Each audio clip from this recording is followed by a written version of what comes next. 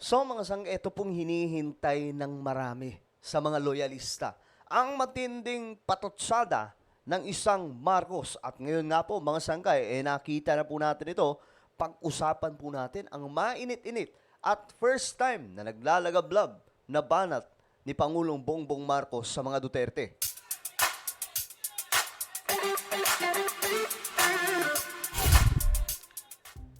Yo, hello, what's up mga sangkay? This is me, I'm back for another vlog today. Kamusta po kayong lahat? At eto nga po, pag-uusapan po natin ang isa sa mga mainit ngayon na balita dahil nga po sa isang matinding patutsada ng ating Pangulo. Alam nyo, first time ito nangyari mga sangkay, no? Na si President BBM, talagang para pong naghagis ng ng malagranada no? Talagang nagulat yung marami sa buong Pilipinas.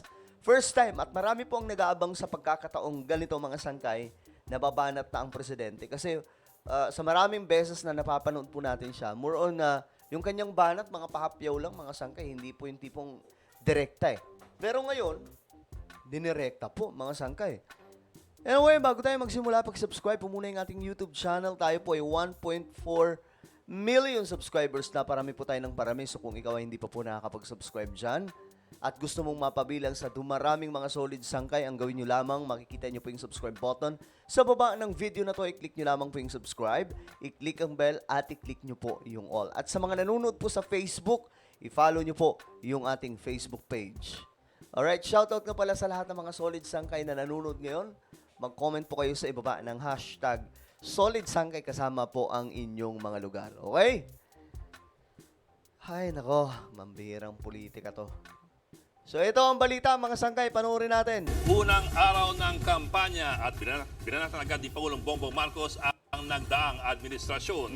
Nira ng Pangulo ang Oplan Tokhang at ang pagiging maka-China ng dating Pangulo at kanyang mga kaalyado. Ito talaga, puro real talk talaga to mga sangkay na matitindi na sinabi ni Presidente. Sa frontline ng balitang yan, si Mayan Los Baños.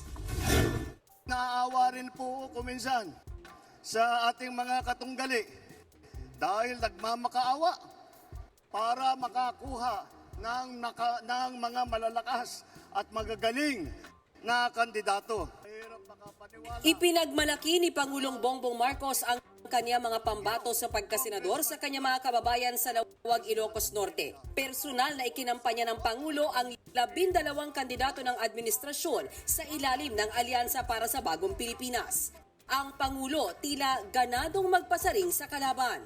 Di tulad ng iba, karampot lang ang Ayan. Ayan po yung isa sa mga banat. Wait lang, ayusin lang natin. Okay, tuloy tayo. kandidato. Dito po, buo kami. Hindi lamang buo sa numero, ngunit buo ang loob para ipaglaban ang kapakanan ng bawat Pilipino at ang buong Pilipinas. Nagtataka nga ako, parang yung mga iba na naging kandidato nag-deliver lang yata ng suka, nabigyan na ng certificate of candidacy. Pagmamalaki pa ng Pangulo, maganda ang record ng kanilang senatorial candidates, hindi gaya ng iba. Wala sa kanila ang may bahid ng dugo dahil sa tukhang. Ito mga sangkay, sobrang real talk to. Ito, panoorin po muna natin. Dito tayo mga sangkay kasi dire-diretso Tignan niyo po ang record ng ating mga kandidato. Wala sa kanila ang may bahid ng dugo dahil sa tukhang.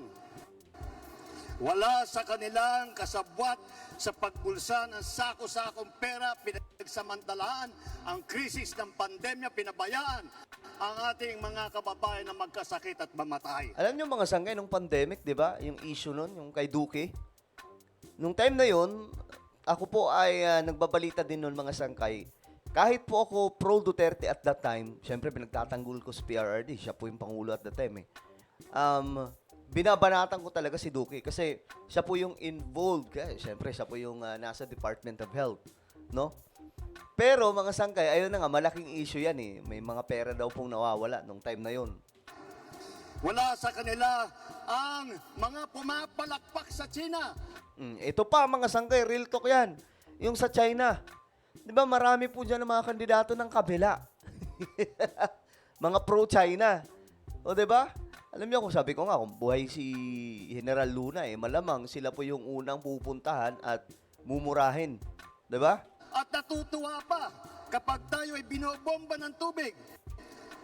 Tinatamaan ang ating mga Coast Guard, hinaharang ang ating mga mangingisda, ninanakaw ang kanilang huli. At bukod pa ron ay inaagaw pa ang mga isla natin para maging bahagi ng kanilang bansa. Okay? So, yan po yung isa sa mga talagang namang inaabangan talaga ng marami sa atin, yung talagang mainit-init na po na banat ng isang Bongbong Marcos. Kasi ilang beses na po siya nagsalita, kahit binabanatan siya, hindi po nagre-reply ng masamang tinapay eh. Pero ngayon, nakampanya na, syempre, patutsadahan to. Pagandahan to ng pagandahan to ng mga sasabihin at mga banatan, mga sangkay. So dito na po natin narinig. Wala sa kanilang kasabwat sa pagbulsa ng sako-sakong pera, pinagsamantalaan ang krisis ng pandemya, pinabayaan ang ating mga kababayan na magkasakit at mamatay. Wala rin daw sa mga admin bet ang pumapalakpak sa China sa gitna ng pangaagaw sa ating mga isla. Sobrang real talk talaga Sa yan. kanila ang mga pumapalakpak sa China at natutuwa pa kapag tayo ay binobomba ng tubig. Tayo ba ay papayag na babalik sa panahon gusto ng kung kailan gusto ng ating mga liderato maging probinsya tayo ng China? Babalik ba tayo sa nakaraan na ibinubugaw ang ating bayan bilang isang sugalan ng mga dayuhan? Tila pinaringgan din ng Pangulo ang isang partikular na kandidato. Wala po sa kanila Ito, tingnan natin. ang tilang sakristan ng isang bulaang propeta na nasasakdal dahil sa pagyurak sa ating kabataan. Ay, alam ko na yan, mga sangkay, si Pastor Kibulo ito. Itong pinahagingan po ni PBBM. First time, no? Na may talagang matitinding banat. At sa ating kababaihan. Wala sa kanila ang tagataguyod ng pugad ng krimen, ng sentro ng paglalapastangan ng mga kababaihan na mga pogo. Matapos magsalita ng mga kandidato, itinaas mismo ni PBBM ang kanilang mga kamay. Ang kapatid niya si Senator Amy Marcos na hindi tumalo noong proklamasyon, kusang lumapit sa Pangulo at nagtaasan din sila ng kamay sa campaign rally. Bago ang kick-off rally, nagpapresko ng mga pambato ng alyansa para sa bagong Pilipinas. Kami lahat nagkasundo nung minungkahi na dito yung kick-off ng proclamation rally sa Ilocos para ma-emphasize yung suporta ni Pangulong Marcos kasi solid north. Hindi ko naman po hinihiling na mag-number 1. Payag na kami mag-number 1 si Manang Amy.